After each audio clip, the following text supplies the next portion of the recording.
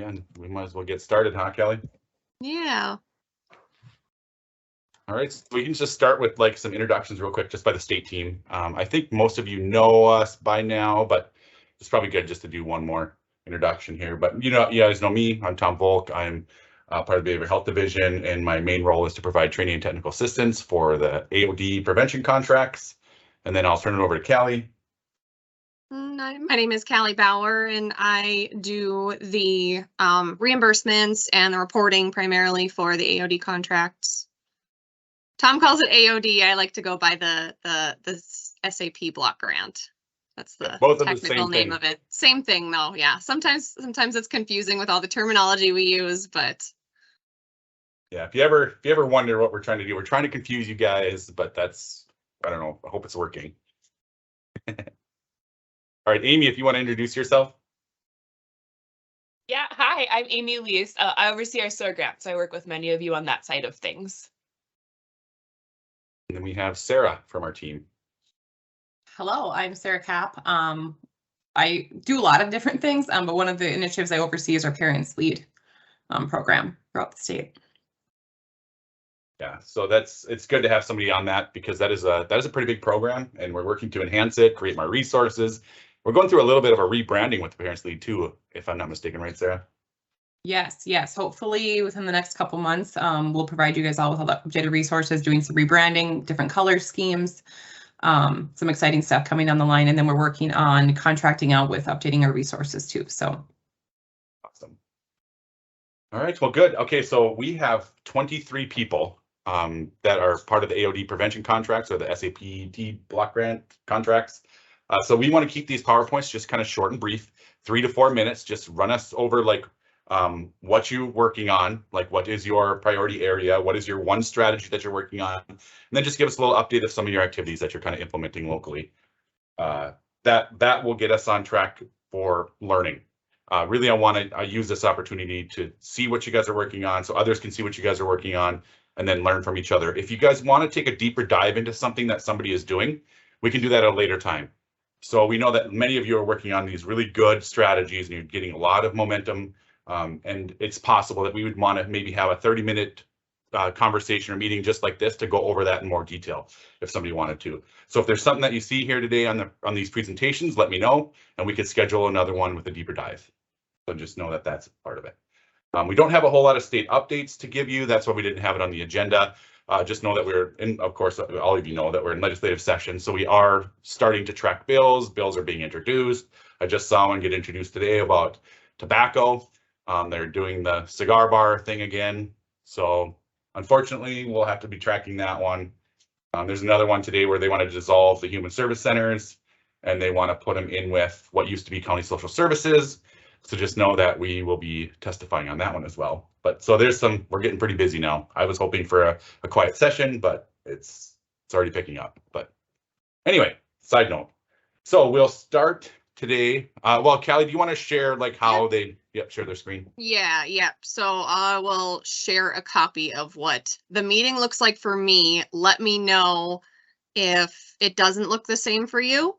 So up here at the very top right-hand corner, right by the leave button, there should be a sharing option. Obviously mine says stop sharing. You should just have a button that's a little square with an arrow. If you click on that, you should be able to select which screen you're sharing. You want to make sure you're sharing the window and not the program, because that will allow you to move programs if you need to. It'll share the entire monitor versus just the program itself. So that's how you share. If anybody has any problems, let me know in the chat. If you, for some reason, can't get it to work, those of you that have sent me copies, I should be able to pull it up on my end. Or if you do have problems and you haven't sent me a copy, go ahead and email that to me and I'll pull it up. Does anybody have any questions about that process? All right, okay, good. Then we can get started with, we're just kind of going in alphabetical order. So Cavalier County, if you want to start first.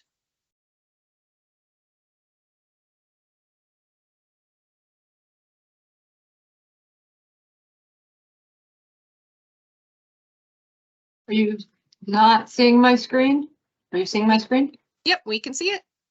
Okay, perfect. So Cavalier County, a lot of this is repetitive. I'll go really fast if there's anybody new who wants to see or know more in depth. I just kind of wanted to show a lot of the things we are doing currently. We are unique in that our focus area is adult binge drinking, and I think we're still just one of a couple counties doing that, a couple public health units. Our issues were few events without alcohol, few alcohol restrictions at the community events we have. A general sense in community culture that binge drinking is normal and acceptable. And we've seen binge drinking in the home is an increasing and emerging issue. And binge drinking in retail establishments like bars is a norm for sure. So we want to change the community norm to reduce binge drinking in adults. We do a lot of messaging, and I'll show some examples going forward, but we do have parents lead trailers at movie theaters that play before all showings. We have a movie theater that is open Monday or Friday through Monday. We do paid newspaper ads, and then we are fortunate that we get a boxed ad free every week in our weekly newspaper. So we try and do at least one of those with an alcohol prevention message.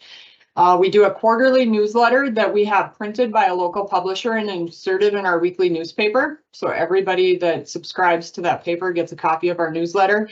We also email it to our coalition, our elected officials, and post it on our website. And then we have a social media plan. This quarter, by and large, what we worked on was just planning out our media placement. We sat down, we brainstormed about binge drinking events and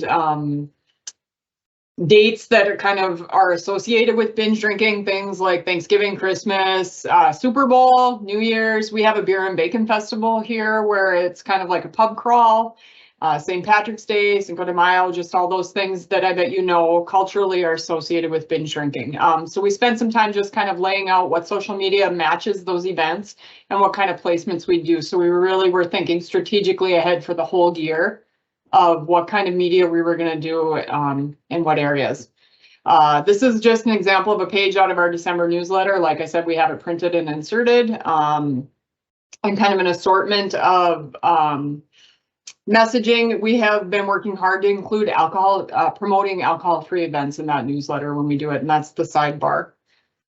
Earned print media, our weekly newspaper does give us that earned box to add. So here are just a couple examples of messages. We have a new AA meeting, so that was one of them, or just a little no safe level of alcohol message.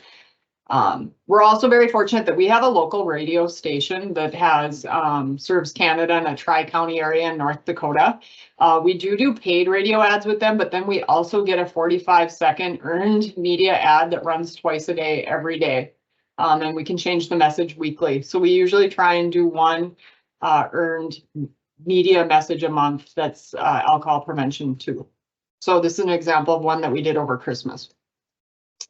We do adult binge drinking social media messaging. So if you look, there are just some examples of ones we did this last quarter. On Facebook, we're fortunate during COVID, we were able to purchase an electronic billboard. And so we do an electronic billboard message. It's located at our courthouse, but on Highway 5. So the reach is fairly significant. DOT estimates 3,429 cars a day. So we get a really nice reach with that and are able to change the message as often as we want. If you look, the one message was one we stole from NHTSA. It's hard for us for the size of the sign to find messages that translate, and the script is not too small. So the second one, Make It Turkey Dinner Drive Sober, is just one we made because we couldn't find a Thanksgiving one that translate and was legible. We do our parents lead media as well on social media. Here are a couple examples of parents lead messages we did.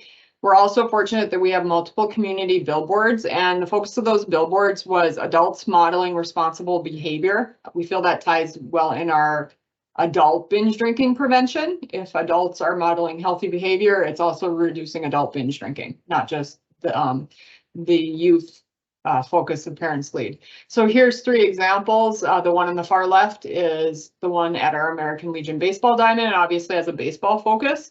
The middle one is at our Langdon Activity Center, which is a gym and event center that hosts a lot of younger age athletic events like youth, volleyball and basketball, that kind of thing, but also like weddings and vendor shows and those kinds of things. And then the far right is the one that's at our Dakota Spirit Hockey Arena. This is our movie trailer right now, our Parents Lead movie trailer that plays. It's still that plays before each showing, and it plays multiple times in the reel.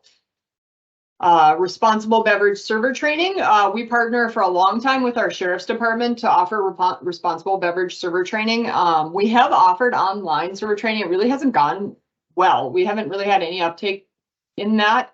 Both the bars and the sheriff's department really are committed to the in-person at the site of the alcohol licensee training, which is good. I think it creates those relationships. I think you end up, both entities take away from that. We have 11 out of 14 county bars that are voluntarily participating. And 2 of the 3 that are not participating have completed training in the past. One individual, it sounds like they're moving towards retirement and just, I think, are trying to phase out a little bit. And the other one, I think, has a personality conflict with a police officer that's doing the training. So we're doing some creative brainstorming to find a better fit maybe for someone else who could offer that for them. And then the third one, we honestly just quite frankly missed that Walhalla Country Club was in our county. It's right on the county line. So we're planning to offer that third one this year. We would like to move forward with looking at having RBS be a condition of licensure to get an alcohol license, but we have some barriers. When you look at those 14 bars, they're located in 8 different licensing entities. So we would have to go to either the county or 8 different cities to make that happen. So it's consistent across our county, which is a fairly heavy lift if you think about policy work and the amount of work that takes. We also have a very conservative political climate that in general is anti-regulatory. We felt that very keenly when we were looking at smoke-free law. So I think we need to really have our ducks in a row before we move forward and have a lot of support. We have a brand new state's attorney. So I think that's a relationship we need to explore a little bit just to see how that enforcement piece would work and if he's supportive. And then whatever kind of tracking system that we'd have to put in place would need to develop that. We have gotten a set of sample ordinances from Tom and looked through them a little bit, but really we need to take the time to get the sheriff and our office to sit down together and just really look at them, see what we think fits well. And then I think our next steps would be, we're fortunate in the city of Langdon, one owner operates 3 of the 4 bars, like in-person bars. So I think next steps would be just to really sit down with our bar owners in the city of Langdon, which would be our largest city, and just see where they're at. We think the buy-in from bars is good because of the voluntary participation, and they're reaching back to us even when they get new employees to repeat. But we want to make sure we have that support before we go to any elected body. So that's really where we're at with that. We're in those early stages of really just building, I think, capacity and support before we go to anyone.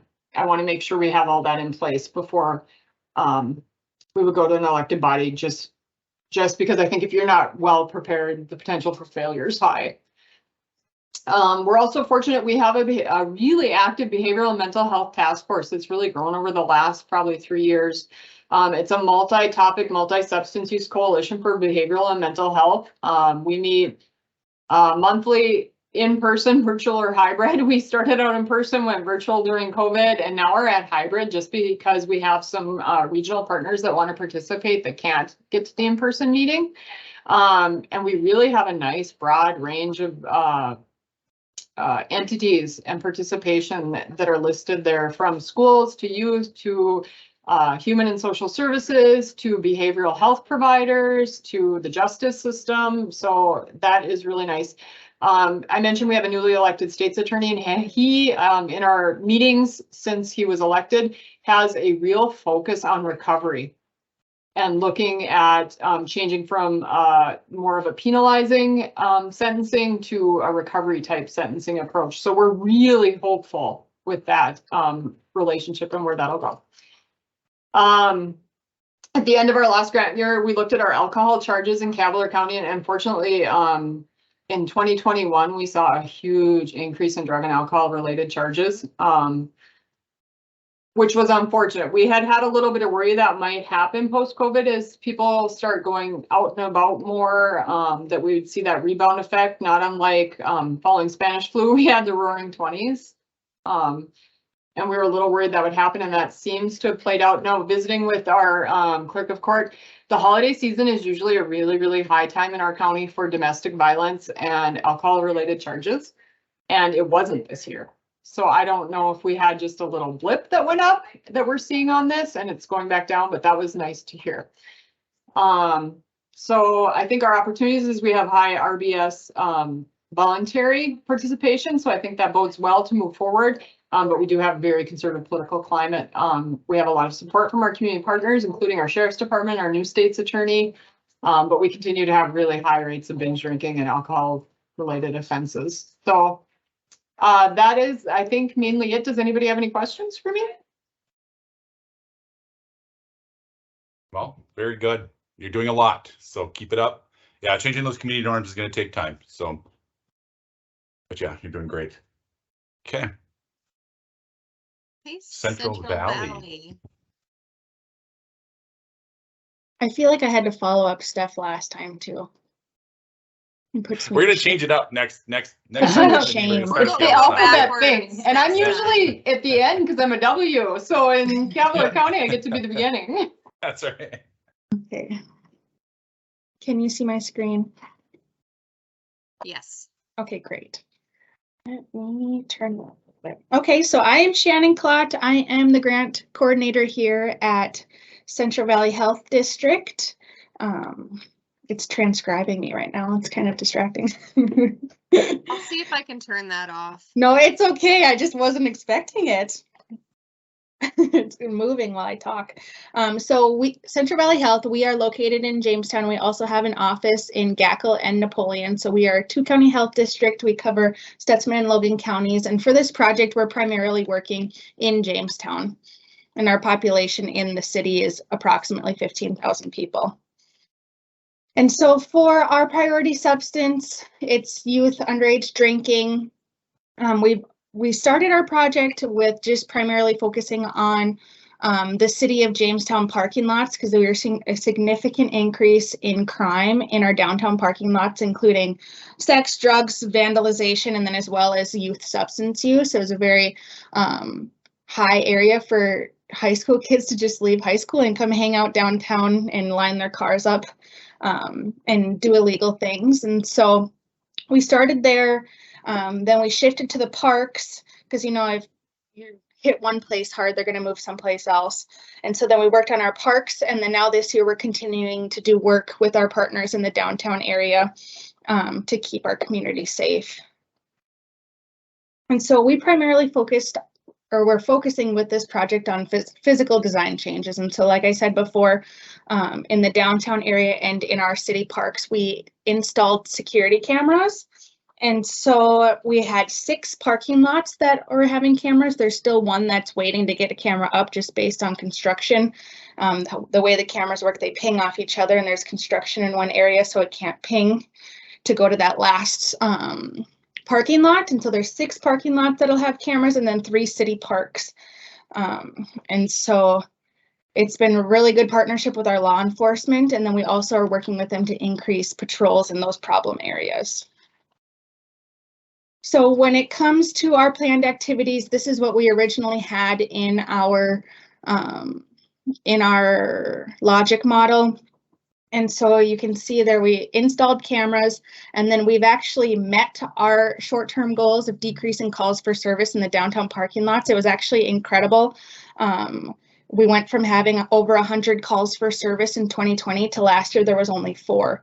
And so the risk has completely diminished in those downtown parking lot areas. And so we're looking to see now how it's looking in the parks. We have the data from 2022 or 2021. And so we're waiting on the data from 2022. They were just installed last summer. So I don't think we'll see a significant decrease in 2022, but in 2023, it'll be interesting to see what happens. And so similar to Steph, we're doing also some media.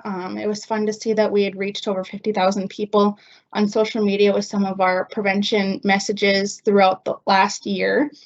And a lot of that was Parents Lead and then other custom posts that we had made. And then we're looking this year to do some more, like whether it's video. I'd like to dabble with that and getting some ads at the movie theaters, and some other avenues that we're exploring. And then besides that, it's just been really fun to see the partnerships grow through this project, continuing on from PFS. And so we've learned a lot and we've made a lot of good connections, and I look forward to see what new partnerships we can make here in this coming year. And that's all I've got. Awesome. Again, guys, if there is something here that you want a deeper dive into, we're more than willing to entertain that. And I'm sure Shannon would be willing to share more in-depth information if we want to. So just keep that in mind. So. Good. Okay. So no questions. Let's go to City County.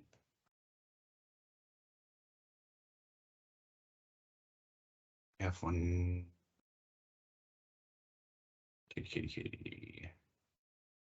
I don't see that they're on. Okay.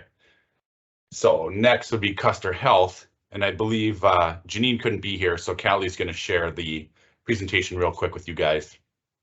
Yes, get that pulled up here. All right, so Custer Health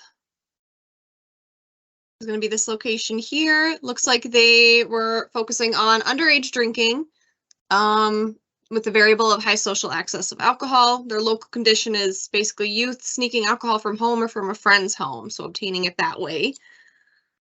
Their planned strategies, they want to implement a social host law, and so the activities that they're working on right now towards that strategy implementation are some local media campaigns with Parents Lead and Not in My House, social media posts, and sharing Parents Lead information with the schools and the community. Some of the activities, they're doing social media posts on Facebook, ads in newspapers, stickers on popcorn bags at sporting events, bookmarks placed in area libraries, posters hung up in high traffic areas, booths at sporting events, PSAs on radio stations, articles in area newspapers, and coasters in liquor establishments. And then for Not in My House, so those previous activities were for Parents Lead. For the Not in My House campaign, they're working on, looks like similar with Facebook, newspapers, some booths, stickers on the popcorn bags, Project Sticker Shock. Looks like they want to take out an ad in the Mandan Braves hockey program, working with the Forensic ID scanner program in 2 of their liquor establishments, and then billboards in 6 different locations. For the Sticker Shock campaign, here's what they are doing with stickers on pizza boxes. And then billboards, this looks like an example of the billboards that they're putting up in the 6 locations. How to monitor and properly store alcohol in your home.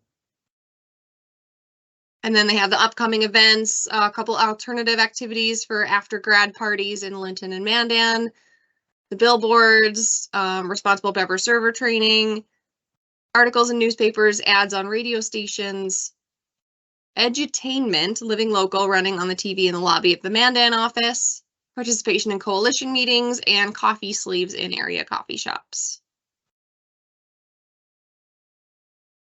So that is that presentation. So if you guys want samples of anything that she has, feel free to reach out and we can get those from her and provide them to everybody. So, all right, so now next will be Dickey County.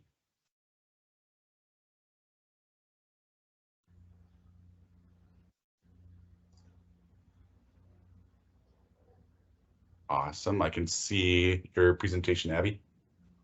Can you see me now? Yep, you got Okay, your screen. Good morning. Yep. I'm Abby. I am the Substance Abuse Prevention Coordinator in Dickey County. We utilize or serve both Ellendale and Oaks. Sorry, I'm trying to get this to go to the next here. We serve, like I said, Dickey County, we serve Ellendale and Oaks areas. Our priority substance is underage drinking. Basically the variable that I'm trying to get down is high social access. Minors are getting alcohol from older adults in the community. So I've also in the last 2 years now been the goal is to increase penalties for adults who buy for minors through the adoption of the local social host ordinance.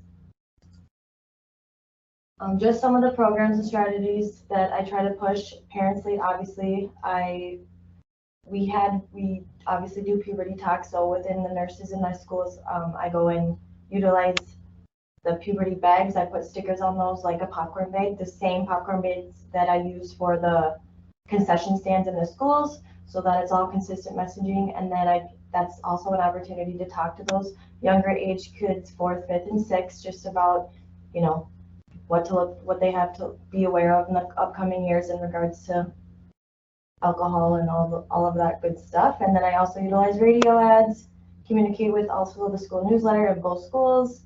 I also do the popcorn bags like I mentioned. I coordinate with some of the churches in the county as well. So putting just little things in the bottom of the bulletin or in the back page that also gets us the consistent messaging as well. And then I got this idea with the baseball sign from Steph actually last year. So pushing those, and that one is in our Ellendale baseball field. Then we have one over at Oaks.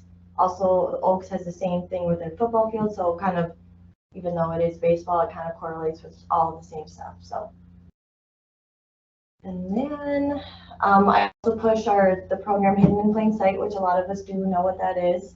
This I usually do at parent-teacher conferences, both in Oaks and in Ellendale. Regardless if I try to do one time a year, whether it's fall parent-teacher conferences or the spring. So this year I have already done Oaks, so my goal is to do Ellendale in the spring. That's my plan anyways. And then that also gives me the option to talk to and communicate with parents as well. And then just some of the other activities, I do partner with the Sheriff's Office to do responsible beverage server training. So we have training in the next couple of months planned, so one in each month. So I'm hoping that's we had 15 people already signed up, which I thought was all right for the first go around. With our health equity coalitions, both in Elks and Ellendale, that also gives me an opportunity to communicate the needs that we have in the community with both sides. And then, so I push information with those guys, and then we kind of coordinate together, which is really great.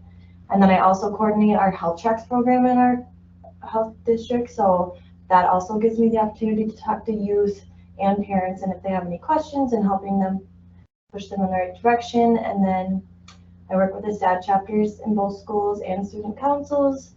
And then last week, actually, Oaks just became a Vision Zero school, which they're the first school on the east side of the state that has implemented that program. So I thought that was definitely a success. So I was able to work with some of those students as well. And I think that's all that I have. Awesome. Okay, well, thank you. If somebody has questions about these, again, we talked here, she showed a slide on what's that Hidden in Plain Sight event. So if anybody wants to learn more about that, that could be maybe something that we do a deeper dive into, because I do know a few people are actually implementing that program, and they're implementing it in different ways. So maybe that's another conversation we can have with a deeper dive on how people are implementing that program. But that's a good program as well. Can you still see me? I can kind of confused. I can't see you anymore, I don't think. Okay. Yep, so you should be good. Okay, next we have Robin with Fargo. Good morning, everyone. Can you all hear me? Yep, sure can, Okay, Robin. Great. I'm working from home because we had a water main break at our building, which has upended everything.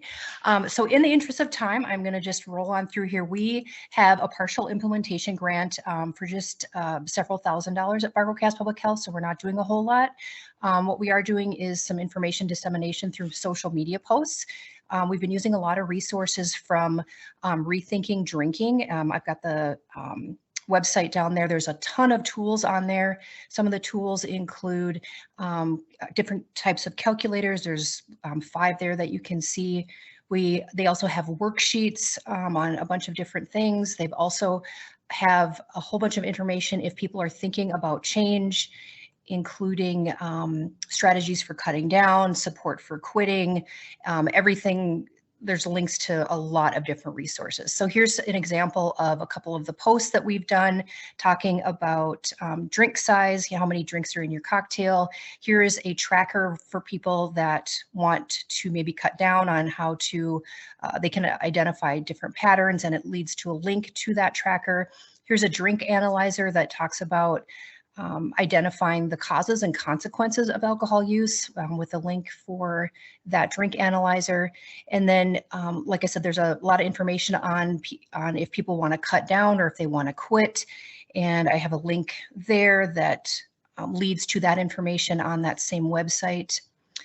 And also for information dissemination, I disseminated the new community level policies guide for preventing alcohol misuse. It came up from SAMHSA in November of 2022. I presented that or supplied that information to a Liquor Control Board member, as well as information on a webinar, and the Liquor Control Board member did participate in the webinar. I also participated in that webinar, so that would be an activity for skills building and capacity. For changing consequences, we've been doing news releases announcing compliance check failures, and we've been posting those news releases on Facebook, Twitter, and our City of Fargo website. This is the image that we use for social media, and then this is what the news release looks like on the City of Fargo website announcing those that failed the compliance checks. And we've also been working on modifying and implementing policies. We recently strengthened our server training ordinance and our compliance check ordinances, which have both been in existence since the very turn of the new millennium. And for server training, some enhancements included, they're now requiring security, door staff, and management to attend server training. In the past, it was just people that directly served alcohol. They removed the grace period for new hires. The ordinance now requires staff to have training before they can even begin working. They also added a penalty for non-compliance. They added an infraction for that. And they're also now requiring employers to provide a copy of server training certificates to the city. And these were ordinance enhancements for the City of Fargo for their server training ordinance. And then for the alcohol compliance check ordinance for the City of Fargo, there were also some enhancements. There was a warning for a first-time failure that actually was removed. And they added a $500 administrative penalty for businesses for their first offense. And then all of the subsequent offenses after that now have higher administrative penalties, higher fines. And here's my contact information. So what changed? That is great. What you got there. How did that happen? So the new police chief has been very instrumental, as well as the Liquor Control Board. In the past, the Liquor Control Board was comprised of people that were selected by city staff. Now it is an application process where members of the community apply to be on the Liquor Control Board, and then they are interviewed and selected based on their interests, their background, their experience. And so there's a really wide-ranging variety of individuals representing our community that are now on our Liquor Control Board. And I believe that the changes to our Liquor Control Board came about as a result of our new police chief.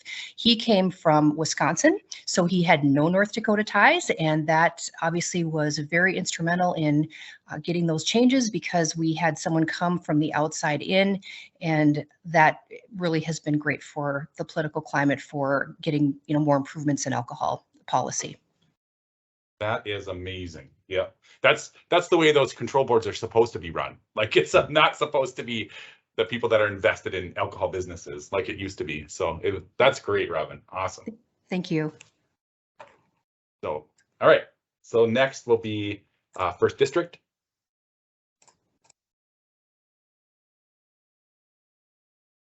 If I can get this to PowerPoint.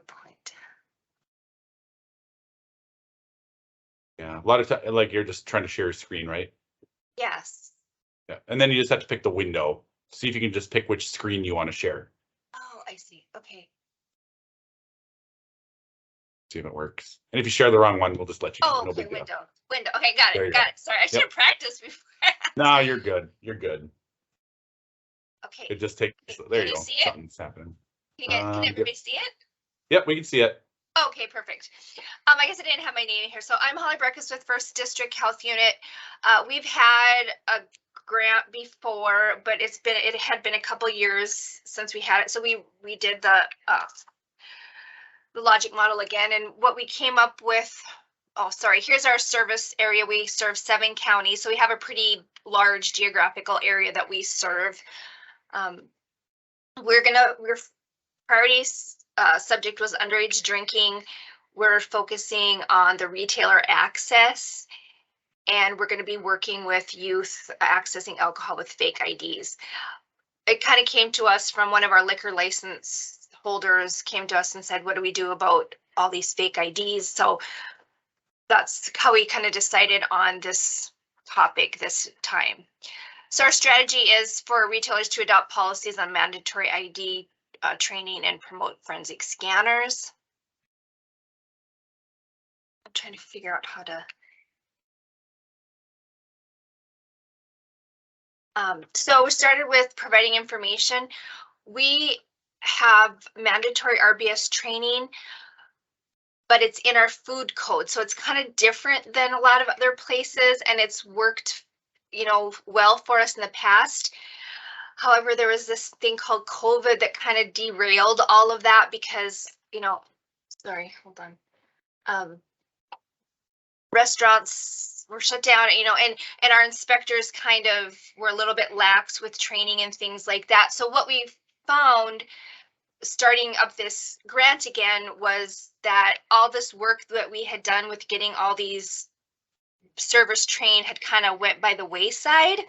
So what we're really focusing on now is getting that RBS up and running. We've met with our environmental staff to say, hey, you know, make sure you're checking so that these trainers are, or the servers are trained, just like, so now they have to have their food card and their alcohol training or server card. So that's, so when we sent out the license renewals to all our establishments, we sent them a letter just as a reminder. And so that's a big thing of what we're doing right now is just getting the education out to the service providers that you do need to have your staff trained, etc. So working into the building skills part, we have a trainer and we've worked on, you know, getting in touch with those establishments and making sure that they're aware that it is required to have server training. One of the let's see. Oh, hold on. Does somebody have their not muted? There we go. We got it. Okay. So one of the problems we identified already in this process is there's the off-sale establishments. We don't really have a way to, you know, require them to take this training. So one of the goals is going to be to get some kind of ordinance. You know, it's been working well in our food code, but we just think it's time to move it to more of attach it to a licensure kind of thing. So that's going to be kind of down the line after we get everybody back and trained. So, and then finally, just touch a little bit on Parents Lead. Just one of the activities that we got started is we have a weather spot. So it's for a whole year. So we get 15-second ads that run on 3 stations 20 times every month. And so there's 2 Minnet stations and then the Botno station. So we get pretty good reach and it's pretty reasonably priced. So that's kind of what we've been doing thus far. If anybody has any questions. Awesome. Yeah, sounds like you do have a little bit of work with that ordinance, I guess. But just remember that food court ordinance covers all of your counties. So like, would you be able to attach like a new ordinance to say like the licensing, considering you're covering all those counties with the food code? That makes sense? No, so we have that already. I guess repeat your question. Oh, I maybe I'm just not understanding right, but I thought like with your food code, you're covering all of your counties yes. with the requirement of server training. So can you make that a requirement of licensing through the food code? Oh. Because I thought you. Yeah, I see what you're saying now. I guess that could be a deeper dive. Yeah, that could be a deeper dive. I mean, right now it's kind of the same penalty as if you don't have a food card. You know, like you get points off your inspection and then they give you a date, like you need to have this completed by such and such a date. So there's not a big penalty behind it. Gotcha. That's what you're doing. So okay, that makes sense. Okay, now I'm not sure how I can how do I unshare this? That'd be the same button, and then you should just be able to select. Close out of that probably. Just close out of this. Okay. Yeah.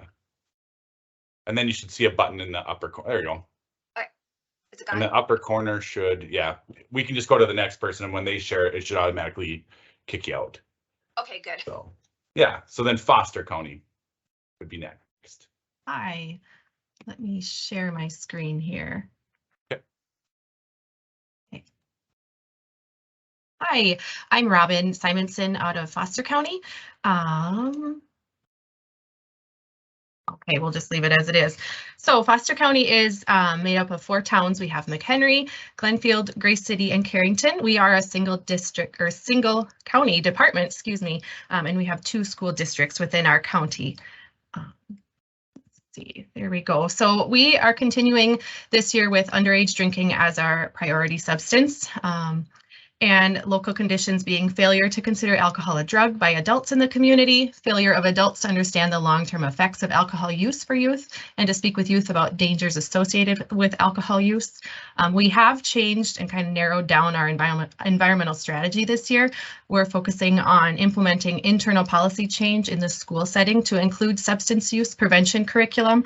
I'll talk a little bit more about that in a minute, but we're going into our 3rd year of substance abuse or alcohol prevention curriculum.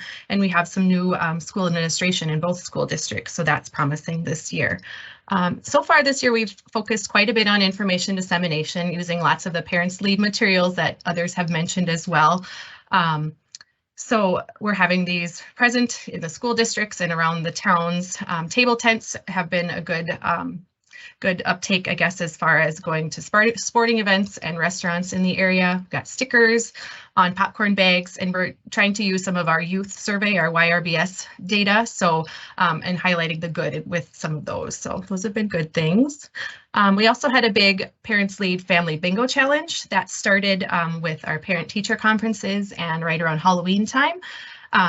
So we handed out over 400 of these in bags with additional Parents Lead information and some other good information that our facility, our organization is doing. And this has been fairly well received. I feel like we just wrapped it up right after the Christmas time. Our local Kiwanis supported some door prize drawings for families that got a couple bingos or a blackout, and then we had some fun family themed prizes to give out there. So that was a good thing. We also used Facebook weekly to give ideas for people who maybe didn't have their challenge right in front of them. A bit greater reach with Facebook for us that way.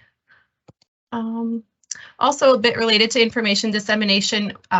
So with new administrations in both school districts, it's been a lot of sharing data. Where have we been? Where are we at now? Where do we, want to go moving forward? So we have our YRBS, of course, as many other places. And then we do a Foster County Youth Survey every year, which we can focus in and add some more specific questions if we want. So I've been working on analyzing and compiling reports. So here's just one example. One of the school districts wanted more specific information as far as how did they compare to the other school district, and then looking at kind of statewide and within the regions as well. So I don't know if you can see on there. So we use like color codes to show, are we moving up, are we moving down, where are we kind of an outlier and something we need to focus on, or are we kind of in line with things throughout the state? So this has been a good way to get those the school administration kind of up to speed with where things are at, and also to support school-wide programming. So school-wide programming, we're going into our 3rd year, as I mentioned a little bit ago, of Project Northland. We go into 6th through 8th grade in Carrington Public School and 7th and 8th grade in Mid-Coda. We just have the high school in our county with Mid-Coda. That's why we just do 7th and 8th there. And we've had good pre and post, or our post-test scores have reflected good knowledge gains with that. And administration in Carrington is supportive of implementing a policy.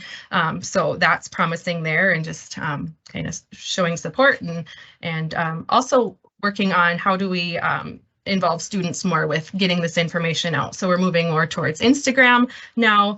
Also, students are going to be involved with a billboard. We had one previously, but let's get the students involved and related to underage drinking. So that's another project that's coming up. So that is what I have for now, unless anybody has any questions. Awesome, thank you. Yeah, that Project Northland, that's a really good curriculum. Yeah. That usually seems to be well received in the schools. So great. Yeah, it's new to me, but it's looking great so far. So good. Okay. Thank you, Robin. All right, next we have Grand Forks. We have someone from Grand Forks on. I didn't see Bill's name on here, but. Okay, we'll move just next. Lake Region.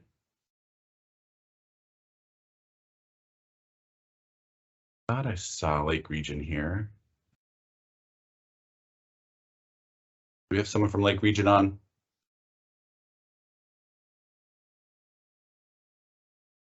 Okay, come back to that one. Lemoore, I know you're here, so. I am. I'm a first timer here, so good. See if I can. Happy to have you here. So. All right. First of all, sharing my PowerPoint. I've never done this before, so bear with me, please. You're fine. Yeah, just go up in that upper right corner. You should see something about share screen, and then just pick which screen you want to share, which window.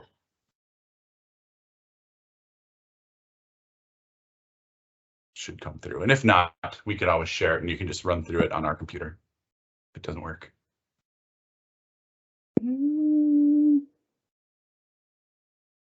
Is it sharing or no? There you go. You got some, you got it. Okay, sweet. All right, this is my first PowerPoint ever, so you guys try not to freak out with me.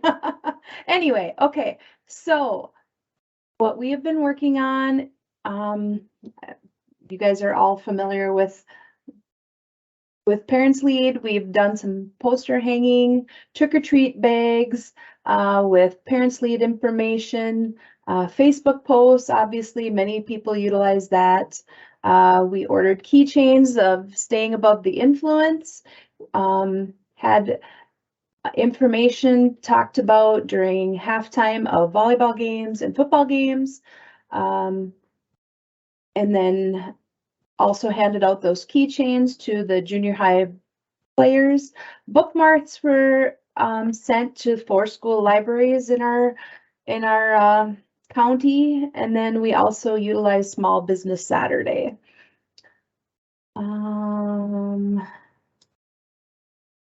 Had a bowling outing during football season. We co-opt our efforts with our Community Christian Fellowship of Youth Athletes. So we had a bowling night. We also placed some radio ads for playoff football.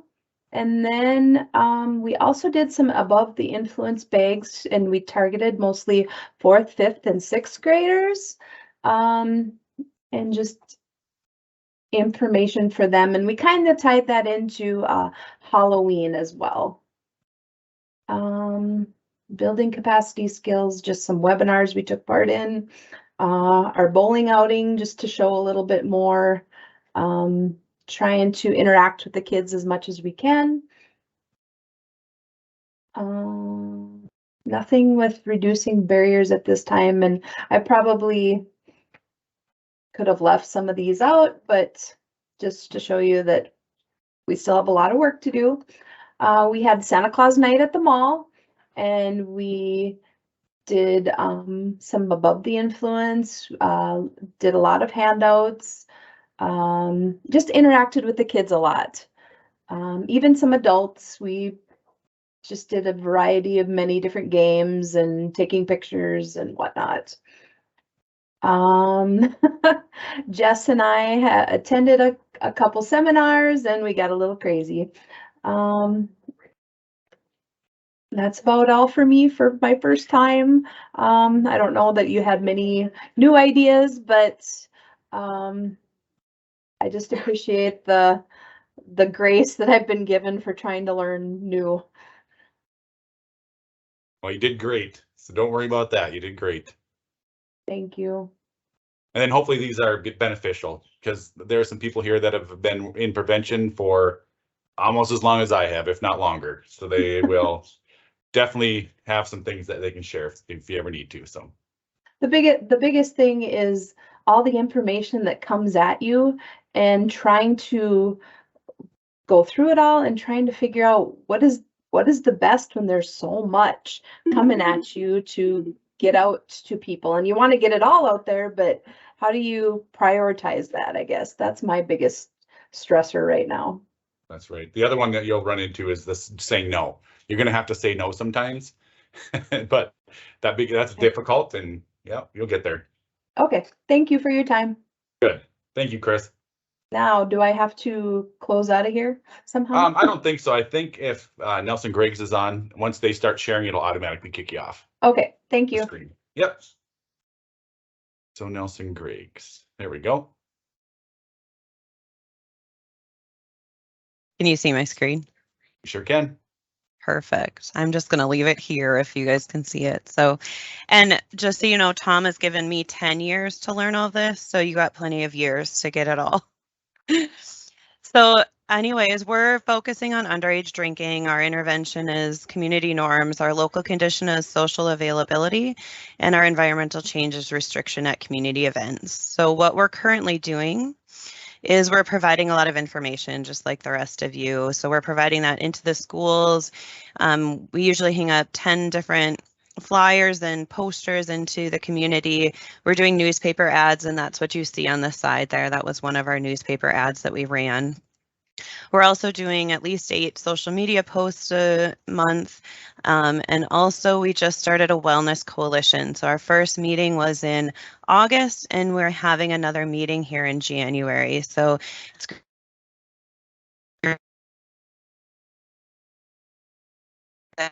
and we'll kind of go to a email option and just bring us together if really necessary. So I'm excited about that. All of that information that we're providing is basically parents lead. There's some others intermixed in then like not in my house, but that's a lot of the information we're providing. The other thing that was exciting that we did in kind of the first quarter of this grant was we did a event of Hidden in Plain Sight, and we did it at the parent-teacher conferences. So we were off in a separate room, so the kids couldn't see us, but and we didn't get as many people in the door as we wanted to. We only got a handful of parents that we kind of had to drag by their ears to get in there. But once they were in there and they saw all the areas that their kids could be hiding, alcohol, drugs, we also like brought in tobacco for that too. But their eyes were really opened. They're like, I'm going to go home and check my kids' stuff. So we're hoping to keep bringing that to places. You'll see in our next steps where the sheriff office came in there too, and they're like, I want you to bring this to our deputies. So in the coming months, we'll plan to do that for those deputies too, and hopefully find more school events that we can bring this Hidden in Plain Sight to as well. The other thing that Lisa in our office here was instrumental in bringing to the schools was Vision Zero. So she really helped to line up Vision Zero coming into all 3 of our high schools in our area. 2 of them had, as you see on the picture here, the cars and the interactive. One school just couldn't make that work, but that was really exciting that we were able to get those lined up and partnered. So in our next steps, we really want to change the physical design of a community event. So my plan is to approach one community, and I haven't decided which community. We have at least 10 that we can choose from that have community events in our district. But I haven't decided which one would be best. So I think I'm going to bring that to my Board of Health meeting. I have that this month, and we'll see what they think of that. And then also to the Wellness Coalition, I'm going to bring that to them and see if they have a good idea as far as which community that I should really approach. The other thing is we're going to provide support to, like I said, the Hidden in Plain Sight to the deputies. You see, this is the deputy here that really wanted that for his troops. And then we're also going to provide support to the after prom parties in the 3 high schools that we have. And then just some barriers that we always seem to have is time, and the community still doesn't necessarily see it as an issue. So any questions that anybody has? Looks good. All right. Yeah, I love some of those alternative activities that you're doing there. Thank you. All right, next we have Pembina.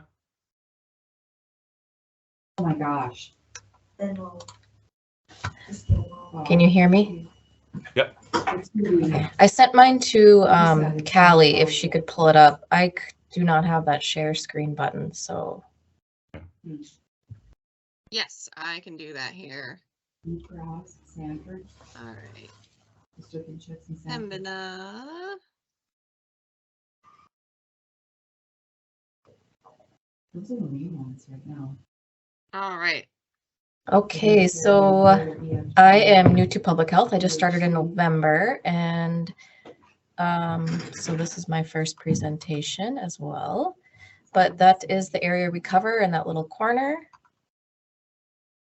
I'm Rochelle Puppy. So our priority is underage drinking, variable being the high social access and social norms. And we're kind of going by interaction survey, suggests that parents are providing the alcohol at homes to the kids if they agree not to leave and drink and drive. We also got data from the YRBS. So in October, this was before I started, they did a alcohol-free dance for grades 7 through 12 with the Drayton Booster Club. It was October 29th, and it was a good opportunity for them to, it was a high-risk time, so it was a good opportunity to have an alcohol-free event. And then November, we did some parents lead conversation starter cards in the commons room of the courthouse. And also in November, we did that welcome training. And then December, we did popcorn bag stickers at two basketball games in our area. And those are some of the parents lead posts we put on our Facebook page. In January, we have another, actually February, we were doing another sticker event with the kids, National Honor Society. We're gonna go to the grocery store and put stickers on like items that adults would be purchasing for the Super Bowl. And the stickers are the ones from Parents Lead that say, do you know the law, with the fine and the 365 days in jail. What else are we going to do? Oh, so yeah, some more, a newspaper and posting in the school newsletters. But yeah, that's what we have been doing. That's awesome. Thank you. Any questions for Rochelle? No. Okay. Nice. Okay, so now we have Ransom. Ransom County. Okay, let me try and share here.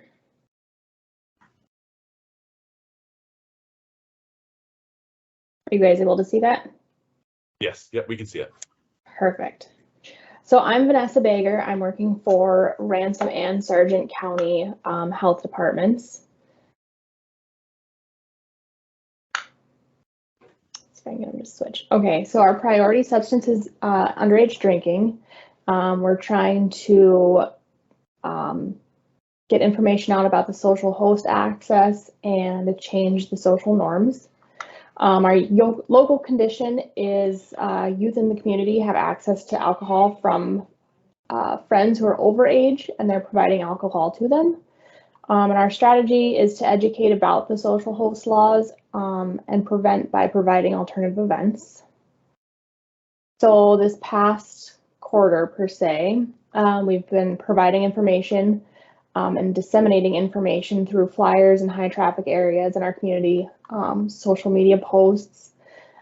We have been providing educations to students, parents, and community members by providing community forums and hosting guest speaker to talk about substance use, misuse, and the consequences.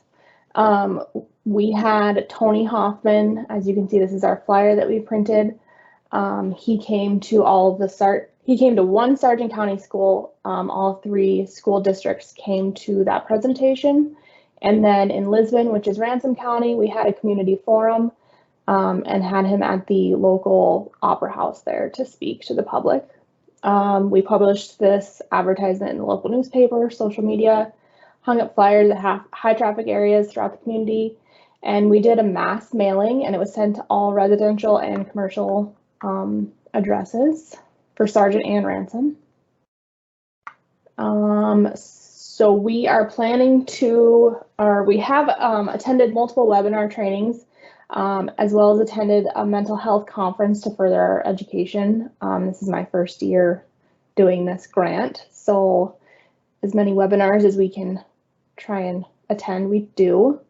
We started a dual county coalition, which we have been calling the Sargent Ransom Coalition, to better diversify our coalition with members throughout the community who have different yet very specific career positions. So we have people like state's attorneys, school board members, teachers, coaches, folks like that on our coalition.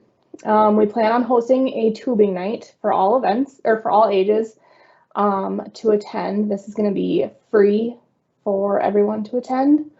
And our offices are going to host multiple booths to hand out information, such as the Not in My House campaign, as well as Parents Lead.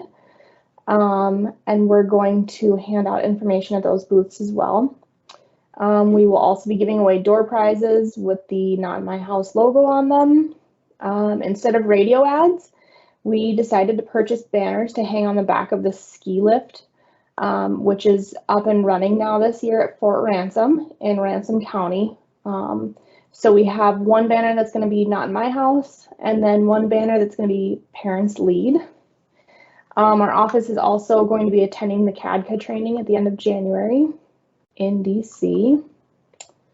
To enhance access and reduce barriers, we published a survey for youth and adults to participate in to help base our efforts off of.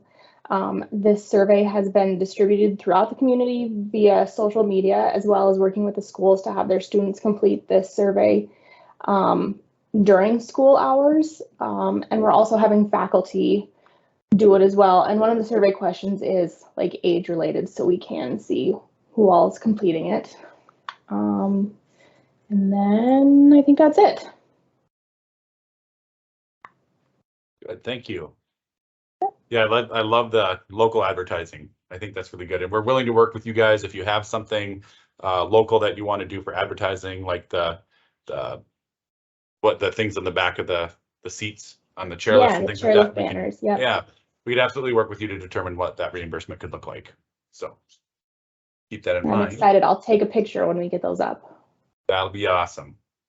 I wish I lived closer because I love tubing, so I'd come there for that tubing event. And free food. I mean, I don't turn down free food. Right. We have an astonishing amount. I think like over 1,000 people posted it on Facebook yesterday. So I'm a little scared we bit off more than we can chew. Well, especially with the better weather that we've been having. So yeah, well, right. Good.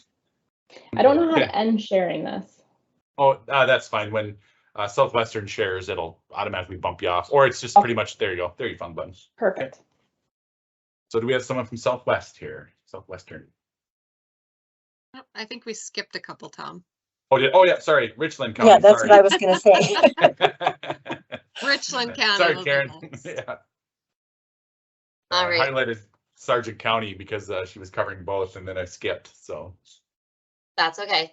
I am new to this, so thank you, everyone. I'm learning a lot. I just started here at Richland County, and then this grant is new to us as well. So we're kind of in the beginning stages, and we've done a few things, but we're just kind of taking off with this. So I appreciate everybody presenting so I can learn a lot from you. So we are Richland County, and this, you can see over here, we're just right on the border of Minnesota and South Dakota there. Our priority substance is adult binge drinking, and our variable is high retail access. And I know we have another grant with some underage drinking, and so we're kind of focusing on like the younger adults, 18 to 20, who are purchasing and using fake IDs to obtain and consume alcohol in our retail establishments. And so With that being said, we did purchase a forensic scanner, and we have yet to put that out into establishments, but hopefully this month we'll get that out, and then we're going to rotate that around to different establishments because I kind of feel like once younger people kind of figure out it's at one establishment, they'll go to the next. So we're going to kind of set up a process to rotate that around to different establishments. Just some different things that we're doing so far. Again, we just started with this. It's new to us, but we're going to start doing radio advertisements. We are doing the 8 social media posts a month. We've handed out flyers. Our hopes is to get a billboard put up and some signage, booths at events, and then we are doing Parents Lead posts, and then hopefully doing some grocery bag and stickers and stuff at different events. So we also have talked to law enforcement about doing security cameras. Now, this is not something that we have set up yet, but this is going to be taking place, just providing security cameras in most active areas. We have a park in Wahpeton that there's a lot of binge drinking taking place, of course, like after dark and whatnot. So we're hoping to get security cameras up in those areas to help prevent in some of those spots.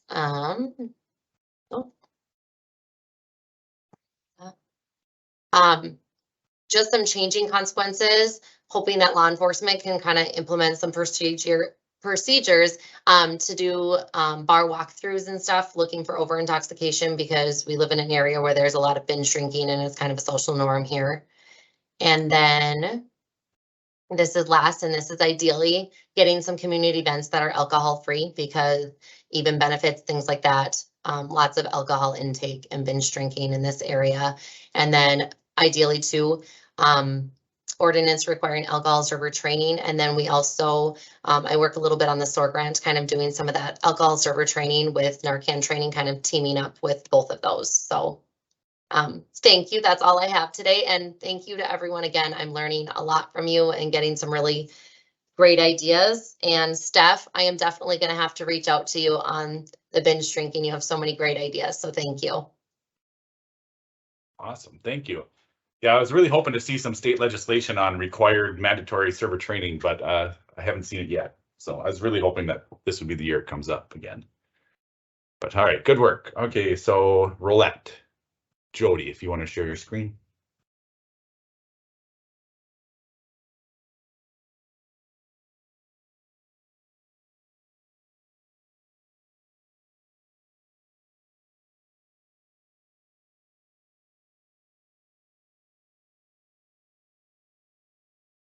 Don't see anything yet, Jody. I believe you're still on mute.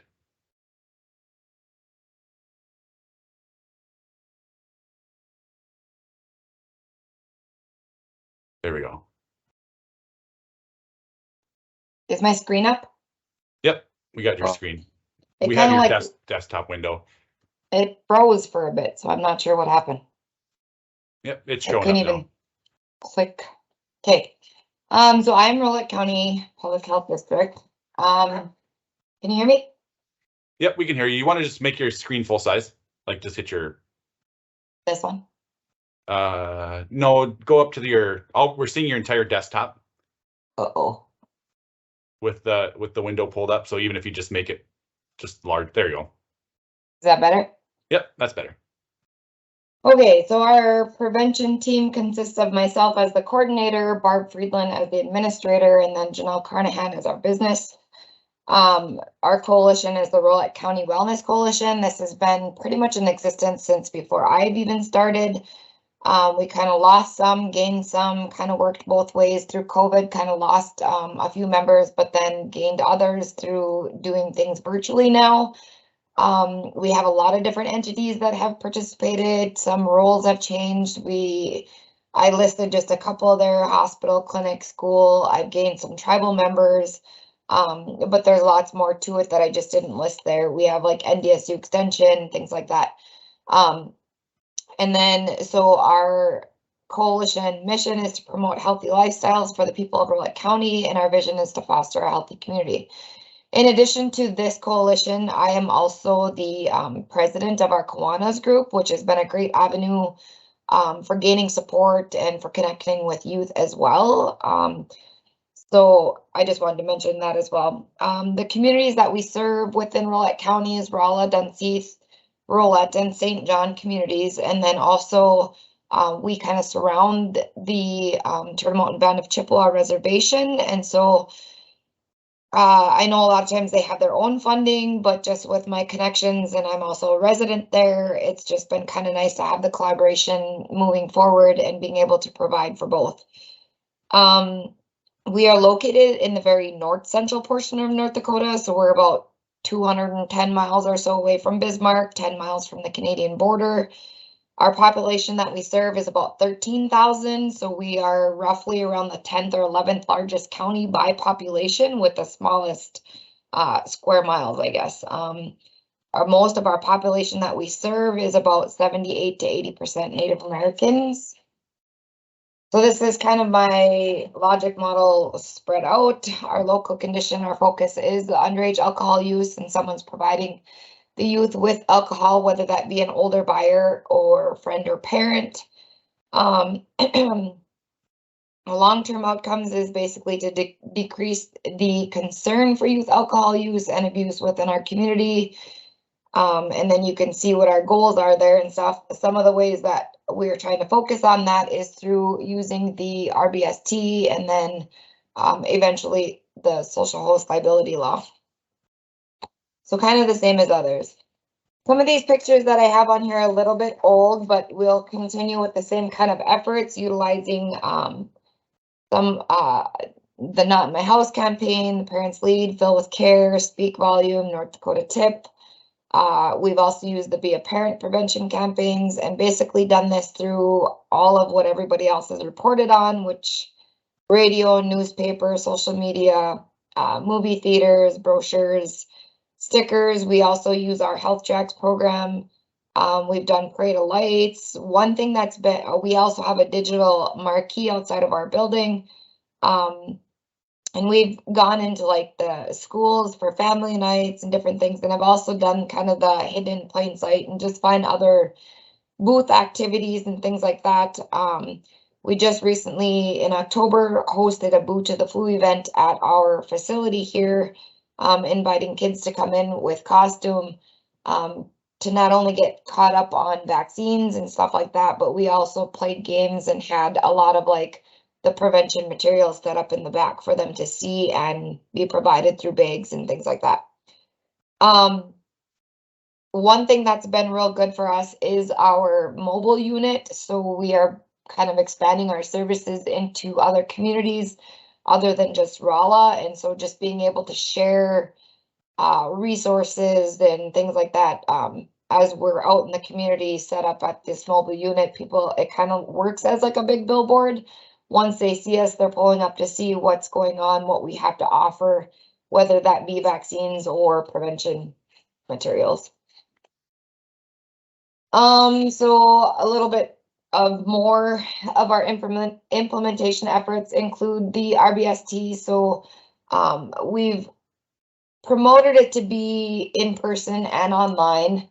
Again, just like others have said, the online use has not really been used.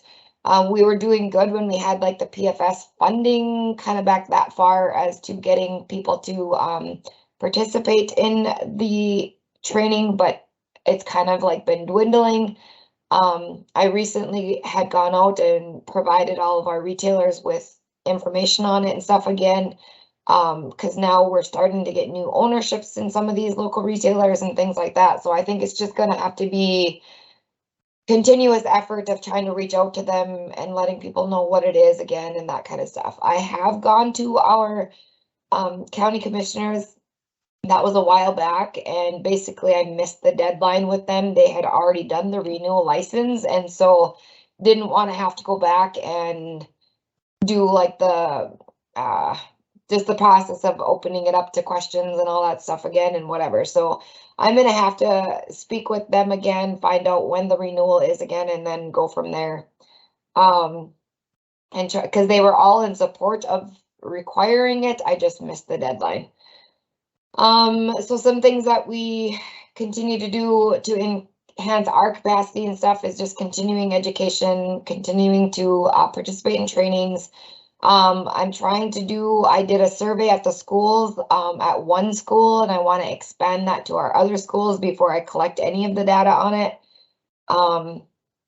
But just basically trying to encourage parent engagement using our other public health programs and things such as that. I believe that's all I have. Awesome. Thank you, Jody. Yeah, I like some of those media strategies that you're doing there. Get some pretty good marketing. All right, so Sergeant already went. Vanessa covered both Ransom and Sergeant. So Southwest. Now I think Karen, you're on. I will go ahead and share my screen for Karen. I am on, and we have, the rest of our team here too. Susan and Jennifer and Danielle are with us. But anyway, we are located in southwestern North Dakota, and we are focusing on Dickinson for this grant. Although we do serve the 8 counties, we reach all the way to Montana and all the way down to South Dakota in this corner of the state. And so some of our streaming ads and different things like that reach those areas as well. You can go on to the next slide. So our priority substance is underage drinking. We have high social access, and we know that youth are getting alcohol from parents in homes that are not monitoring alcohol based on the community norms here. And youth are now reporting that they really just don't have enough alcohol-free activities, as our rec center doesn't really have anything for our teens. We have for small kids and we have, young adults, but we really are missing that age group in the middle there. And that's, I think, where we're struggling. We are continuing to conduct our alcohol compliance checks, which hadn't been done for a while. And now we're probably in maybe about doing them for about a year and a half. And we continue to distribute ID scanners to community events. We've done newspaper articles, and of course we have the Youth Commission that's continuing to move forward.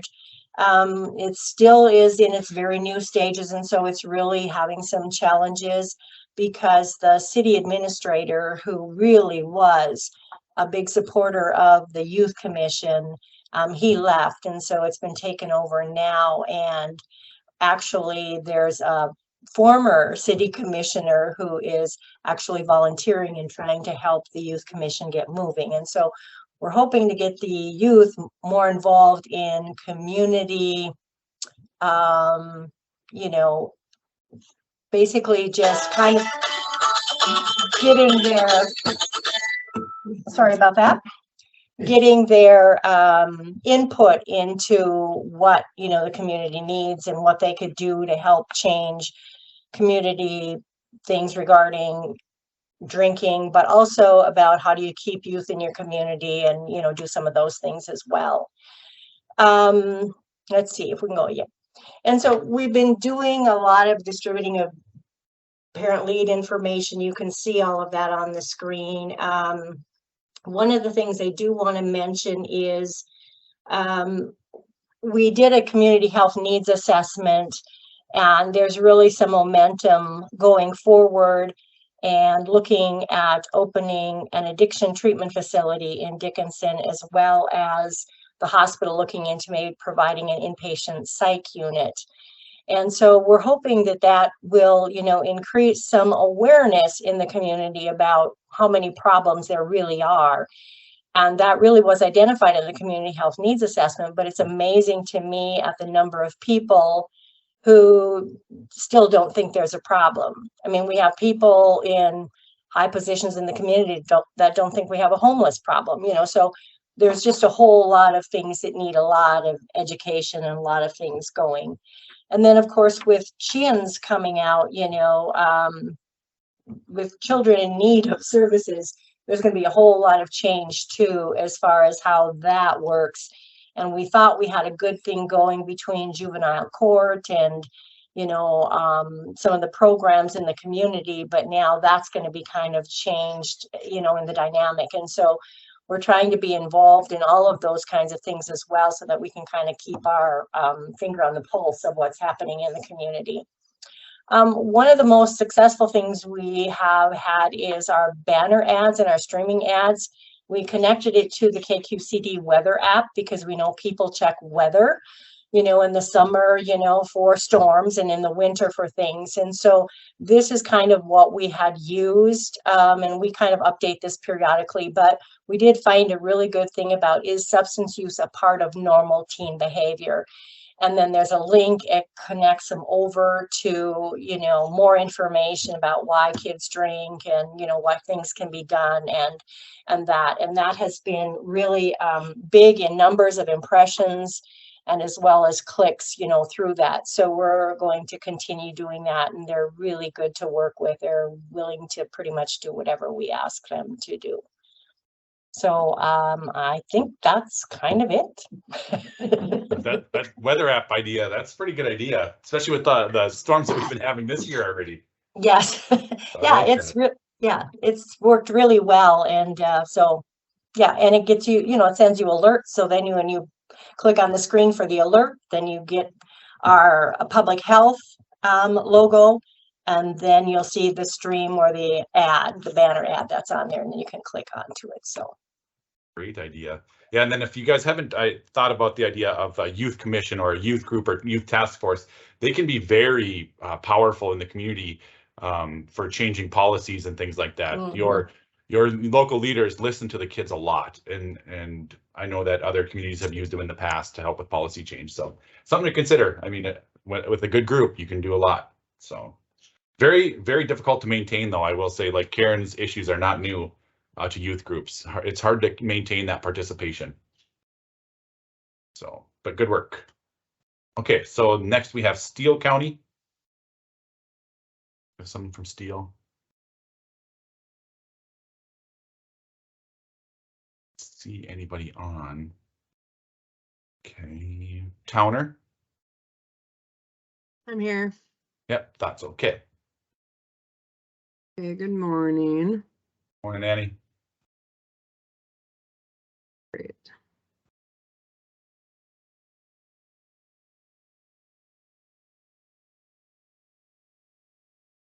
All right, my screen look good? Yep, Okay. I can see We it. can see it. All right, so I'm Annie Masterian. I am in Candu, and we are the Towner County Public Health. Right now, we only have 2 employees. We are down from 4. We had 2 part-time, and now they are gone. So it's just me and Majesta. Our local condition is underage drinking. And then our environmental strategy is social host liability law.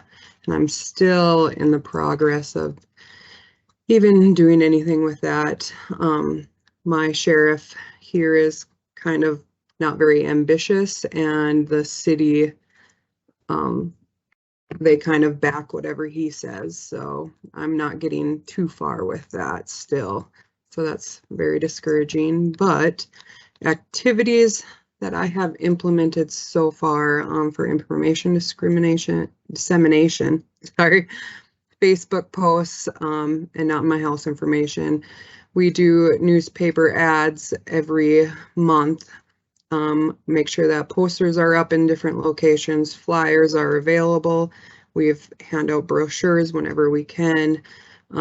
We do handouts at any vaccine clinics we have, as well as booths at our school registrations. We also have done booths at the parent-teacher conferences. I have banners that are hung up, or parents lead banners that are hung up in the school gym, and those have stayed up all year round, so I'm happy with that. We have done sticker shock campaign with the SAD group in school. Flyers to high school teachers, flyers to parents at parent-teacher conferences. And then last year I did help out with doing a dry after prom party. For building capacity, I always try and do webinars each month and prevention training. Activities that I'm working on right now is the 2023 after prom party. So we're working on that right now to keep the kids for an alternative event to keep prom students safe and alcohol free. I did try and present an implementation plan for a dry graduation party, and it did get voted on with the teachers and the parents, and it lost by 1 vote. So I will not be doing that this year. Hopefully we can do something next year or in the future. With another grant, we are also now doing school nursing. So that's a first for us and the school. And we plan to do education classes to the students. We'll be educating and doing information that will be provided for alcohol prevention through a new school nursing pilot program during the rest of the school year. Barriers that I have are obviously now we're just completely down to 2 full-time employees, and then I will be going on maternity leave in June or May, June time with twins, so I'll be gone, so we'll have to figure out something with that. But that's pretty much it right now for Towner County. So well, congratulations on the twins, and well, thanks. Yeah, I wish you the best. I can't imagine that'd be a lot of work. I can't imagine you getting anything done. I mean, you have 2 staff. You're gonna have twins soon. I don't know what. Yeah, it's a lot. I bet. Trying to organize. Well, if you need any help, just reach out to us for sure. All right. And the challenges with not having, you know, I understand the frustration when you try to collaborate and you just don't have the traction that you need. It makes it a lot more difficult. So I'd understand that too. Yeah, so I'll probably be contacting you guys about what the plan will be going forward, since then we'll only have 1 staff for about 3 months. So we'll see what we can do. Sounds good. All right, thanks. Thank you. All right, Miranda, Upper Missouri.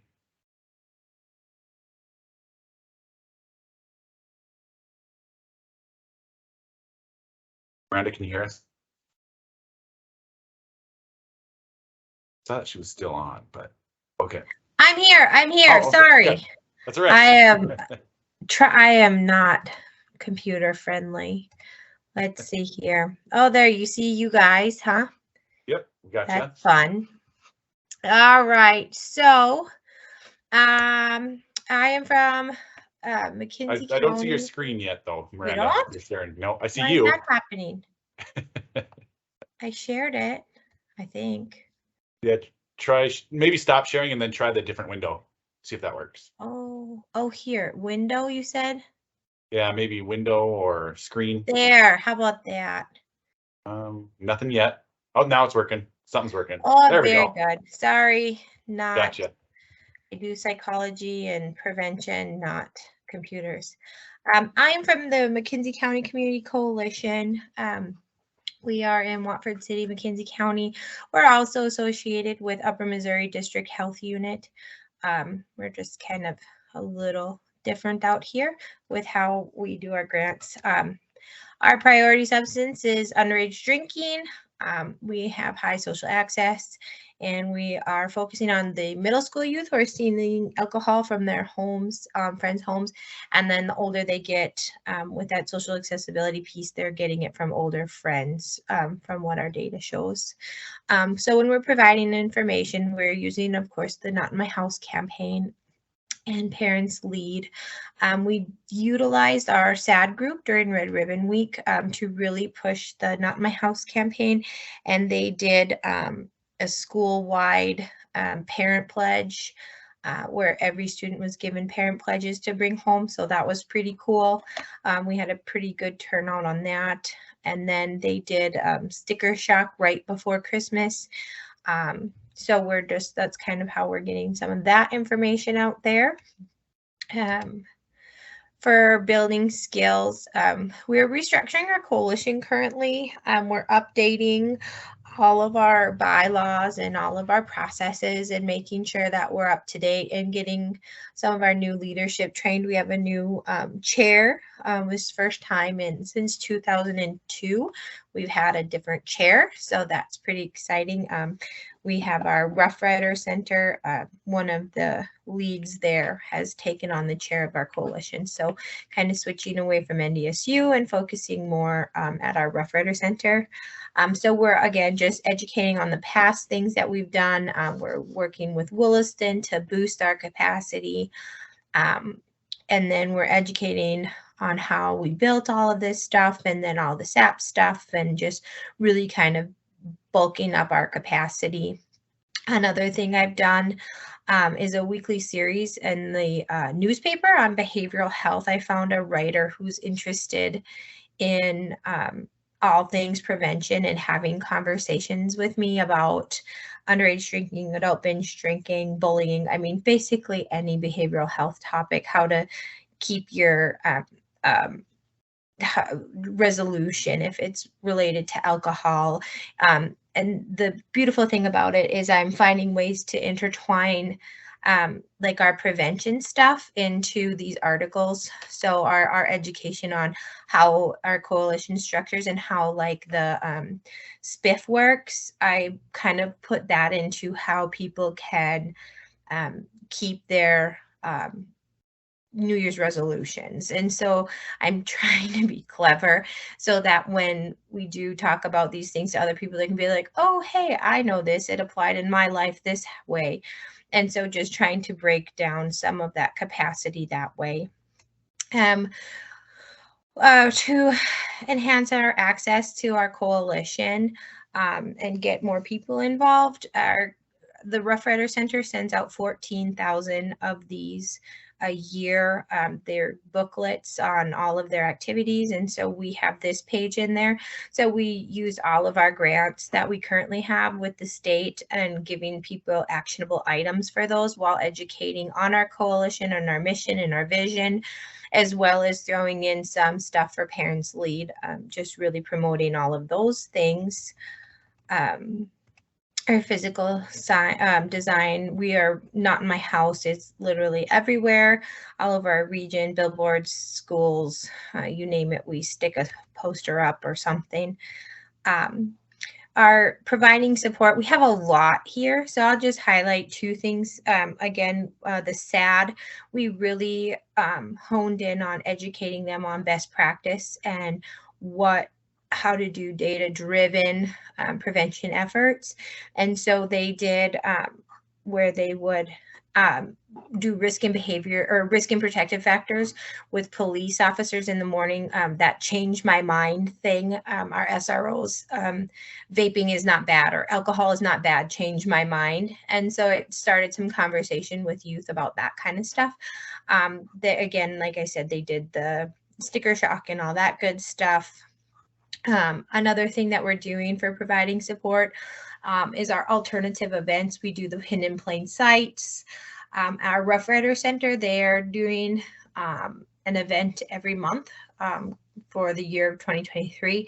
They have a middle school dance, a formal dance. They're doing an indoor pool night targeting teens on a Friday night where they're going to show a movie on a giant screen while the teens can swim and just chill in the pool. In our Rough Rider Center, they do mini golf, and so they're going to have a golf scramble for middle schoolers that are going to link up with the SAD kids to try to bolster that project, especially our 8th graders who are going into high school, so we can get more kids linked up in that Students Against Destructive Decisions group.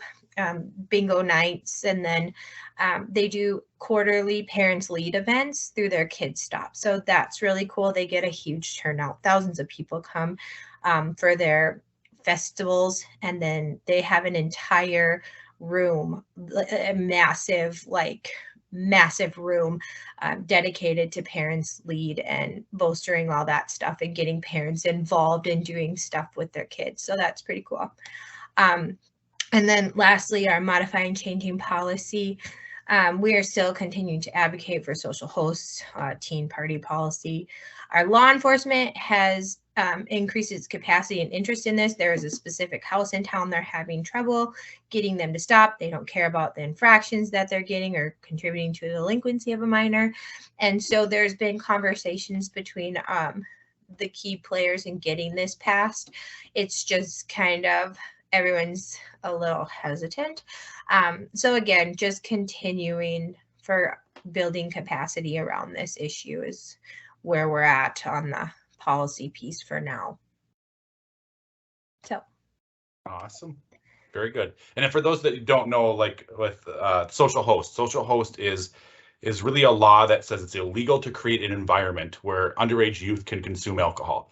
That's the difference between social host and then like what you see now that we have in law is contributing to a delinquency of a minor. That's in law, but it's very difficult for law enforcement to prove who provided the alcohol. So that's why having a law in place that says it's illegal to create the environment is easier for law enforcement to actually break up the party, prevent the party from happening, because they do not have to prove where the alcohol came from. It's just if you create that environment, that becomes illegal. So that's the difference. And we do have some webinars on that. So if anybody wants to learn more on social host law and why it's important, we have that. But good, you're doing a lot of work there, Miranda. All right, so we have Walsh County.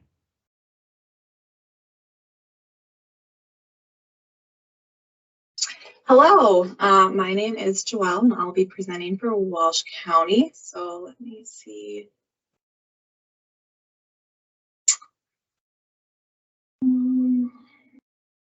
Just looking, okay. Oops, no, that's not what oops. I think I'm sharing the wrong thing. Oh yeah, I'm sharing sorry. Oh no, we got it. It's the right one. Or wait, no. No, this is the example one. I don't know how. Yep, you're right. I know, how do I, oh gosh. Yeah, just go back up and click that same button to stop share. Should be up in the upper right corner. It just says stop share, and then you can pick you can share it again with the new screen. Oh, sorry, here it is. Okay. Got it? Okay. Okay, sorry. This is different than. No, Teams is not easy. Like you are not the first, nor will you be the last. Teams is not easy to work with, in my mind. Is there an option just to, oh, here we go.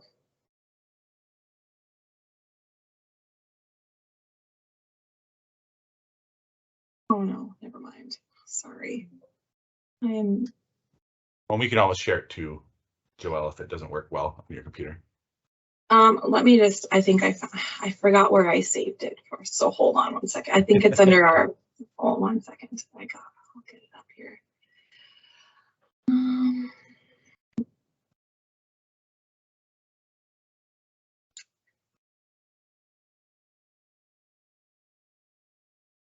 All right, do you see it now? We got it. Okay, perfect. So my name is Joelle Schmucks. I'm a public health nurse. Alan Anderson, our administrator, also is we're tag teaming this grant. He does most of the submitting, like the reporting of the billing aspect, and I've been working more on like the activities that we've been doing. So our service area is Walsh County, about 10,000 per population. We're kind of right in there. So our priority substance is underage drinking, the intervening variables, so high social access and community norms. So in Walsh County, we're a very small county in comparison to some larger ones. Not a lot of activities to be done on the evening hours and weekends. So kind of that the norm of drinking, underage drinking in our county. Local condition alcohol being purchased for minors in a culture of alcohol. House parties being alcohol being provided to minors, that sort of thing. So our environmental strategy, our overall goal is creating a social host ordinance in Walsh County. So we have our Walsh County Substance Abuse Prevention Coalition that meets monthly. So we're working on developing partnerships, kind of laying the groundwork for this. We've been, last year we kind of started on this too, but in a small rural community, the change sometimes takes a lot longer getting people interested and believing that it actually is an issue. Working on engaging the community. We are in the planning stages of planning a lot of youth activities for alternative activities to drinking. I know some high risk dates we're looking at for events. Just some different ideas we had, possibly like roller skating night. And we did a survey last in the spring about what activities the youth would want to see. So we submitted that to all the schools in our counties, and we got some good responses. Bowling night, free movie night, cornhole tournament, those types of things. So we're kind of looking at what would be feasible, and then supporting the activities that are already happening in our county too. So again, last year we supported the after prom parties, so we're going to try to do that again this year. And then there's some events that the school's putting on that we're going to try to get some information, at least materials sent out to them to distribute. So information dissemination, we've been doing a lot of messaging, a lot of social media messaging, especially around the holiday times about underage drinking and driving under the influence. A lot of radio ads for parents lead underage drinking. So there was volleyball tournament in the, that we did the ads on, and we usually do the boys basketball tournament, the girls basketball tournament, state tournaments. So a lot of sporting events where there's high listening, a lot of listeners. Reached around 90,000 listeners was the stats for just the girls volleyball state tournament. And we're reaching around 8,811 each month with their social media posts, give or take. And we do a lot of parents lead materials and not in my house lead, or not in my house materials. We've been giving a lot to the local libraries, different last kind of in the spring, we were giving out those playing cards to different clinics and waiting rooms. So we're just kind of continuing that, giving out materials where we are kind of able to in the school system and local businesses. We also did some building capacity skills. So we attended virtually the Recovery Reinvented in November. So that was very interesting, kind of hearing all the different speakers.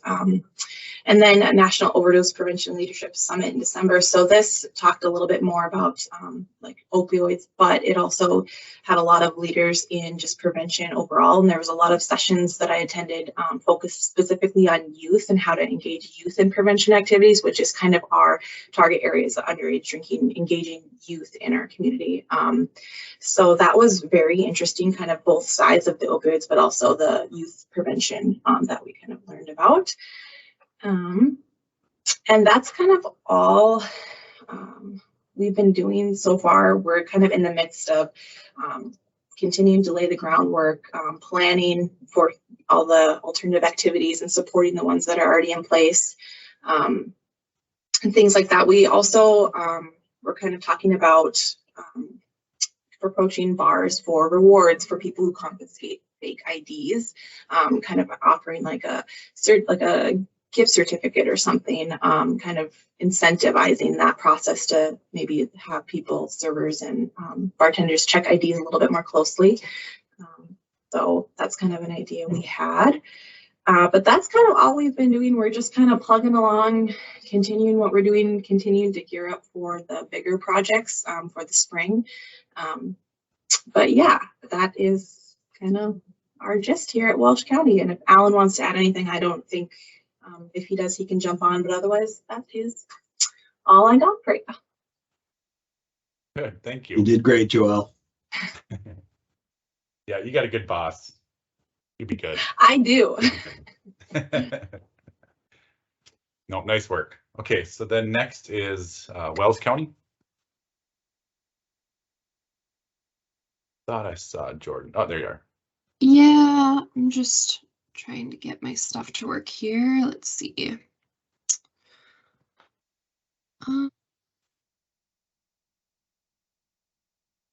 we go. Can you guys see my screen?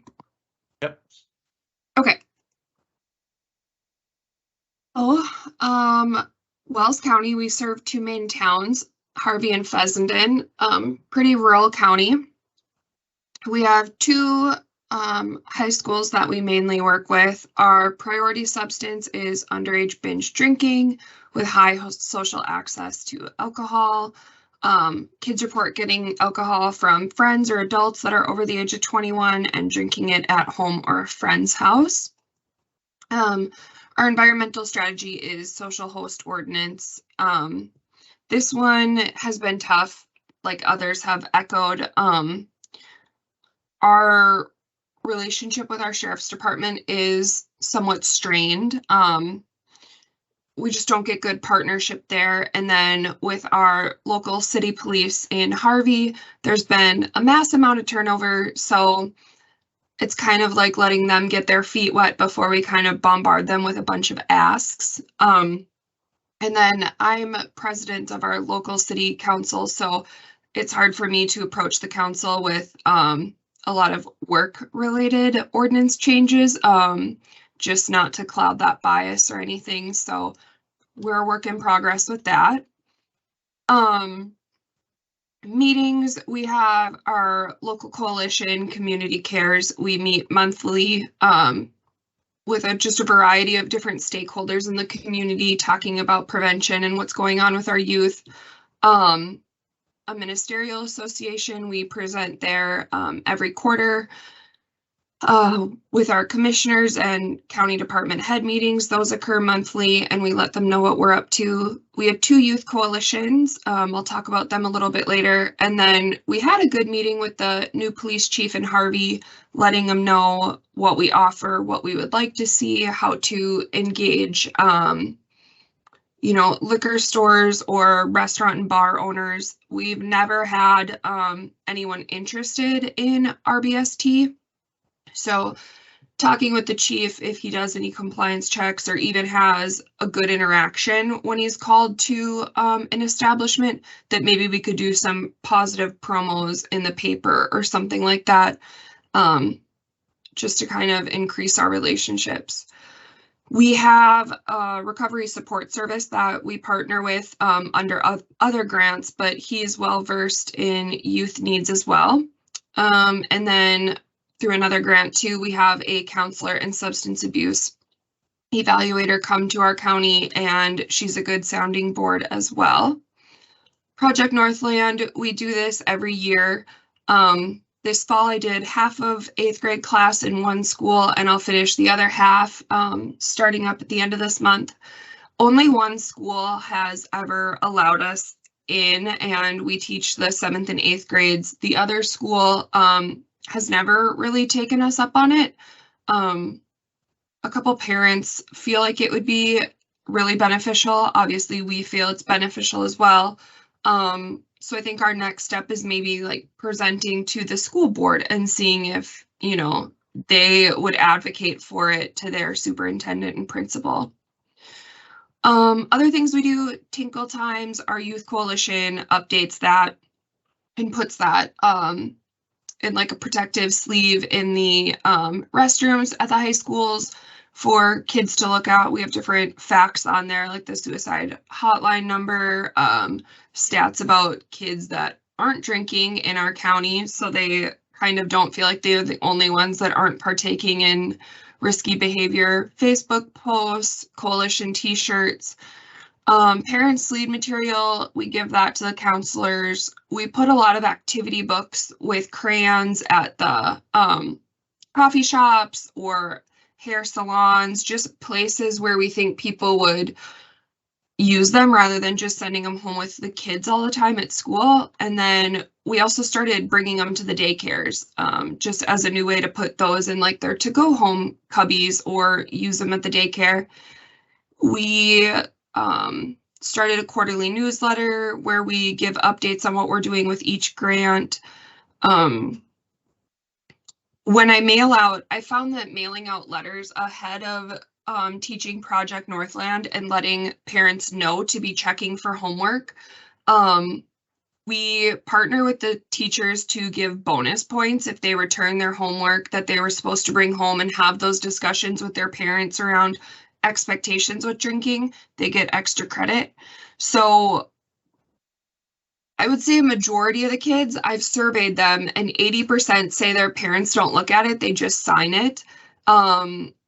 Unless it's an activity where they're kind of doing things together, then there's some interest. So really a lot of it, the kids are trying to do the work, but the parents are too busy or forget about it and just scribble their name.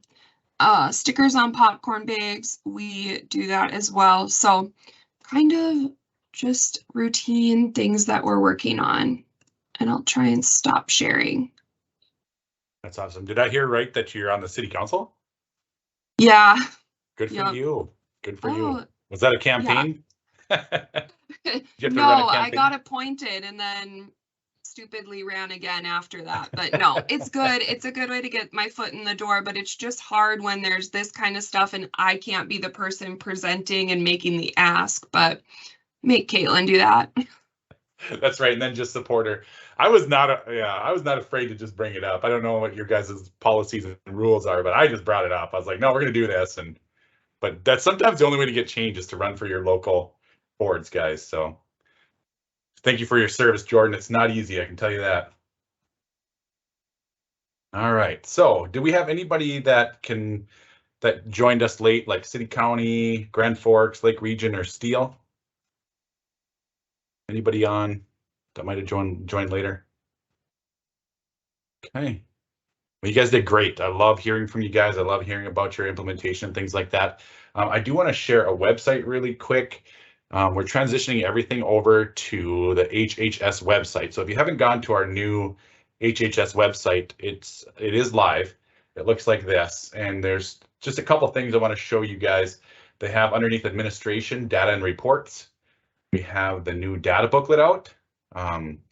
So if you haven't seen that yet, it's underneath behavioral health data. And it's taking a little while to load just because I'm in a meeting on Teams. But our new 2023 data booklet is out. So please take some time if you want to look at an overview of our data that comes from our EPI profile. You can even request printed copies of these. I do believe we're going to do a mass printing of these, just geared up for legislative session. And then the other one that will be coming on live will be the community readiness survey. So we had that PowerPoint presentation from the University of Wyoming, and we are going to be putting up the community readiness survey on this website soon. It was just through the final evaluation, or it's getting its final review is what's really going on. So that's all I have for updates at this time.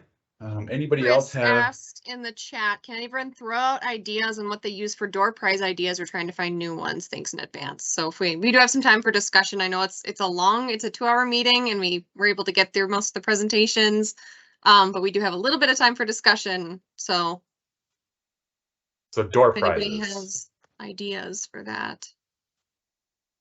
I know the block grant has like specific parameters around what you can provide for stipends specifically stipends, and I believe the limit is $20 per person for stipends. So if that is something people want to do, we could look into it more on what we'd have to do on our end to approve that.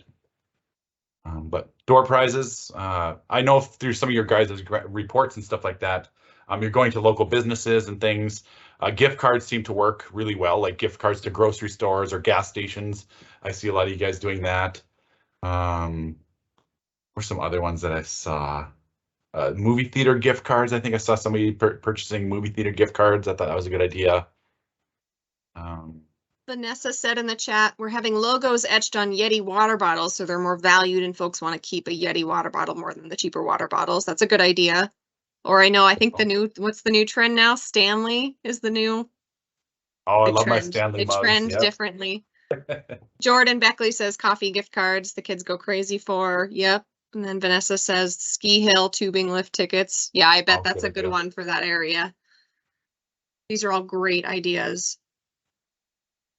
And then, yeah, like working with local businesses, you can get some really good stuff, working with them usually. For sure. Other questions or discussion? Oh, I do know that just update SAPS. I got the link working again for registration. If you haven't been to the SAPS in the last 5 years, please consider it. If you're new, please consider going to the SAPS. We are going to be trying to host one minimum each year, and the goal is to two each year. So not the end of the world if you can't make this one, but it might be in another year before we have another one. So the reimbursement for that would be $750 per day because it is a in-person training. And upon completion, it would be $3,000 for those in person, but there is a requirement to online training as well prior. So your total reimbursement for SAPs would be up to $3,200 per person that attends. This is Steph Welsh. Is the substance use in North Dakota booklet on PRMC to order yet, or that's coming? Yeah, it's not on there yet to order. Just send us an email if you would like to have some copies of it. It would be easier if you just send Callie like the number that you want, and then we could just do a mass printing of it. So if you guys wanted copies, just please let her know. It's about the size of a magazine. That's almost it's the exact size of a magazine. And it has some of the new community readiness survey data in there. It has some of the new YRBS data, NISDA data, whatever we have there. So crime report. So it does have a lot of the new updates. Chris asked in the chat, can you explain what that is a little more? I have so many acronyms and different grants. Is there a specific acronym? The YRBS is the Youth Risk Behavior Survey. That's something that North Dakota does. Oh, the SAPS training. Substance Abuse Prevention Skills Training. That's what SAPS is. Substance Abuse Prevention Skills Training. In a lot of other states, it's a requirement to be like a licensed or certified prevention specialist.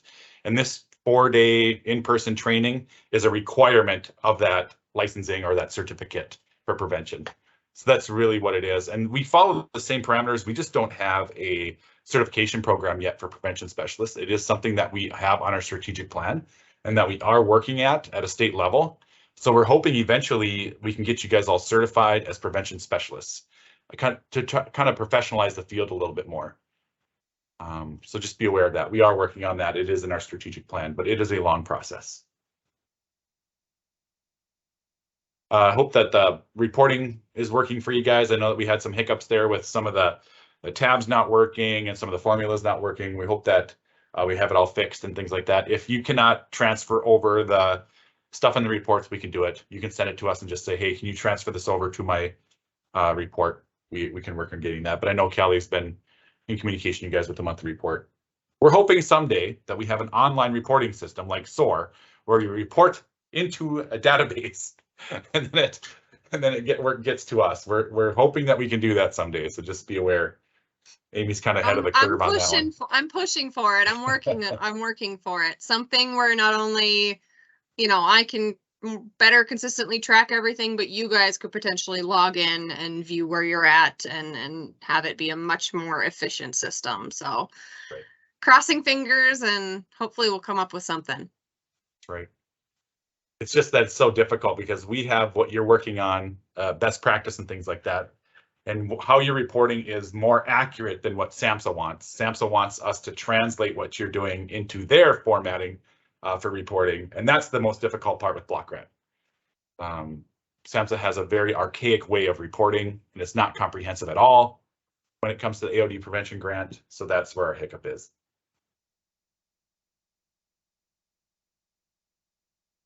All right. Okay, well, I will send out a copy of this recording. I will email that to everybody once that's ready. Was there anything else that anybody wanted to cover really quick regarding any of the block grant items? If there's something that you want to learn more about and do a deeper dive, let us know that as well. Otherwise, you guys have a great as usual, we can also set up, one-on-ones too, if you want to go over things more specifically to your area. That's always an option. For sure. All right. Well, thanks everyone. It was great seeing you, hearing from you again too. Thanks for all that you do. Thank you, everyone. Bye. Bye. Thanks.